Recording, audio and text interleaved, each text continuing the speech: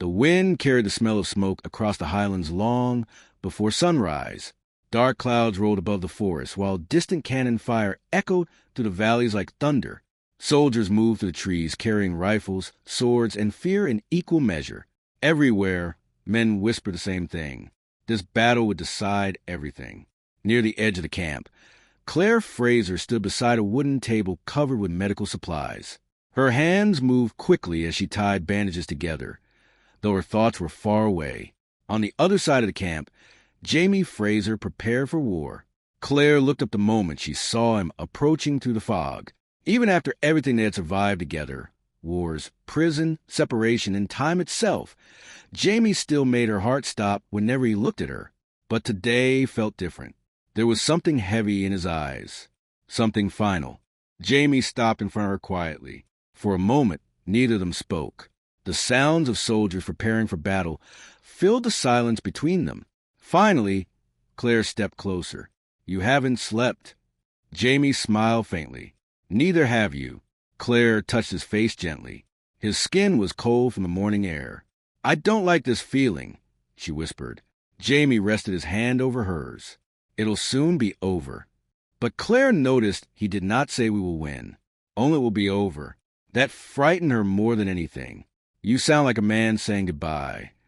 Jamie looked away briefly toward the dark forest. "After all these years, Sassenach, perhaps I've earned the right to sound dramatic." Claire forced herself to smile, but fear remained deep inside her chest. Jamie leaned forward and kissed her forehead softly. "No matter what happens today, remember this."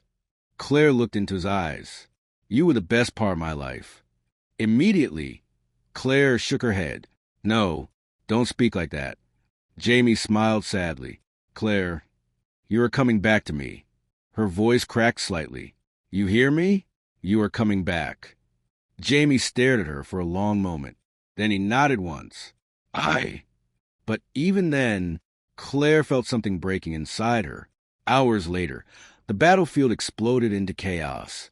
Gunfire ripped through the air while cannons thundered across the valley. Smoke covered the hills as Highland soldiers charged toward British lines through mud and blood.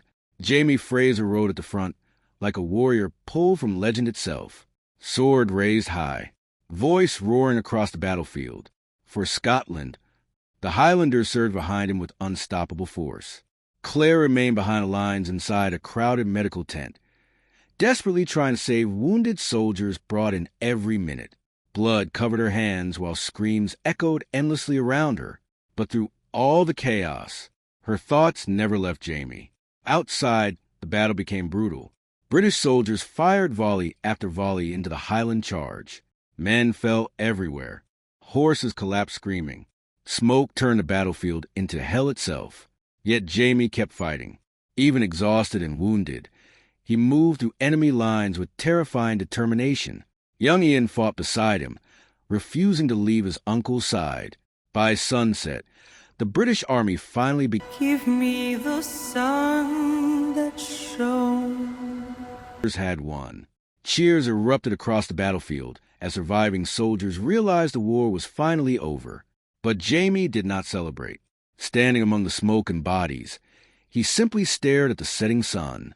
His face looked tired, not physically, spiritually, as though he had carried too much pain for too many years. Young Ian approached him carefully. "It's done," Ian said.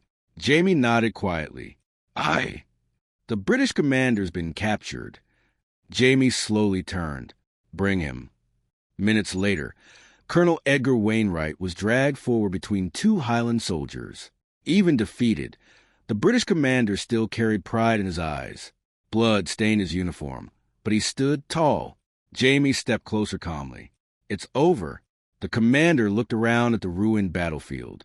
"For now," he answered coldly. Jamie sighed heavily. So many men dead for pride. "For the crown," Wainwright replied.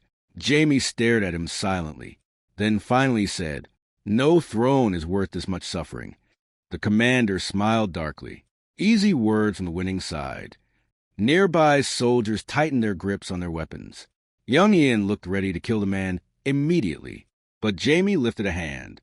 "No more death today." Then Jamie looked directly into the commander's eyes.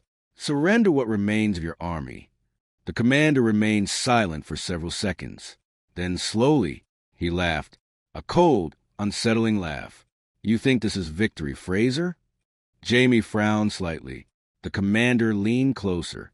"Men like you are dangerous because people believe your stories." Jamie's expression hardened. "And men like you destroy nations because you believe power lasts forever." For the first time, anger flashed across the commander's face. Jamie turned away slightly. "Take him." Then suddenly, everything changed. The commander pulled a hidden pistol from inside his coat. Young Ian shouted instantly, "Uncle!" Bang! The gunshot echoed across the valley. Jamie froze. Blood spread across his chest. For one horrible second, nobody moved. Then Jamie collapsed to the ground. Chaos erupted instantly. Several soldiers tackled the commander violently, while others rushed toward Jamie. Young Ian fell beside him in panic. "Jamie! Jamie!" Blood poured rapidly from a wound. The bullet had struck near his heart. Back inside the medical tent, Claire suddenly stopped moving. A sharp pain exploded through her chest. She gasped violently. "No!" Around her, wounded soldiers continued screaming, but Claire barely heard them. She already knew. Something terrible had happened. Without another word, she ran. Outside, rain began pouring from the dark sky. Claire sprinted across the battlefield through smoke and mud, her heart pounding harder with every step.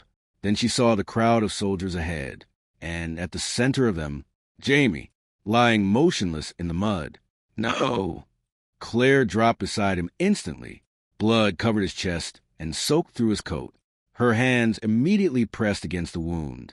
"Move!" She screamed at the soldiers around her. Someone handed her cloth. Another brought water. Claire worked desperately, trying everything she knew to stop the bleeding. But the moment she saw the wound clearly, her heart shattered. The bullet had gone too deep. Jamie slowly opened his eyes. Even dying, he smiled when he saw her. "Hello, Sassenach." Claire nearly broke apart hearing his voice. No, you stay awake." Jamie coughed painfully. Blood touched his lips. Claire shook her head desperately. "No." Around them, the battlefield became silent. Even the rain seemed quieter somehow. Jamie weakly lifted his hand toward her face. "You came." Claire grabbed his hand tightly. "Of course I came." Tears streamed endlessly down her face now. "You cannot leave me." Jamie stared at her, with endless love in his eyes. "When have I ever truly left you?" Claire cried harder. "You promised me forever." Jamie smiled faintly. "And I meant it." His breathing weakened further. Claire panicked instantly. "No, stay with me." She pressed harder against the wound, though she already knew it was hopeless. Young Ian stood nearby, crying openly now. Many soldiers turned away, unable to watch, because everyone knew who Jamie Fraser was.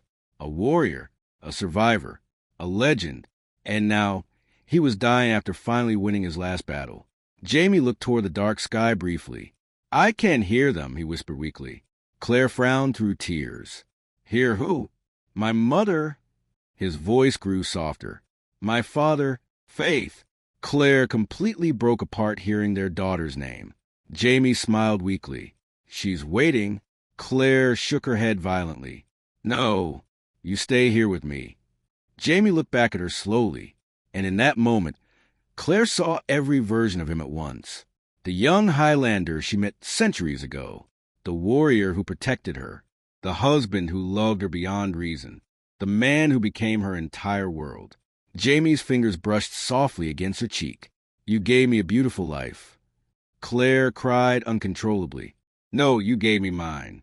Lightning flashed across the battlefield. Rain poured harder around them. Jamie suddenly struggled painfully for breath. Claire grabbed him desperately. "Jamie!" His eyes slowly returned to hers. "I loved you," he whispered weakly. "From the first moment I saw you." Claire leaned against him sobbing. "And I never stopped loving you." Jamie smiled faintly one final time. Then his body suddenly relaxed. His breathing stopped. His hand slipped from hers. And Jamie Fraser became still. Claire stared at him in disbelief. No. Silence. No, no, no. She pulled his body against her chest and screamed. The sound echoed across the battlefield like pure heartbreak itself. Nearby soldiers lowered their heads. Young Ian fell to his knees crying. Even the captured British soldiers stood silently in respect, because legends were not supposed to die. Hours later, the rain finally stopped. Night covered the highlands completely. A small grave had been prepared beneath an old tree overlooking the battlefield. Dozens of soldiers stood silently holding lanterns, while Claire remained beside Jamie's body one final time. He looked peaceful now, as though war had finally released him. Claire gently touched his face. I don't know how to exist without you, she whispered. The wind moved softly through the trees around her. For a moment, she closed her eyes, and suddenly she could almost hear his voice. Warm, gentle, familiar. Ye never lost me, Sassenach. Claire opened her eyes sharply. The night remained silent. Yet, somehow, she smiled through tears. Because deep inside, she knew the truth. Time could separate them. War could wound them. Death could take his body. But nothing, not even death itself, could destroy what Jamie and Claire Fraser shared. As dawn slowly rose across the highlands, Claire stood beside Jamie's grave while golden sunlight touched the hills. Broken, but not alone, because somewhere beyond time itself, Jamie Fraser was still waiting for her.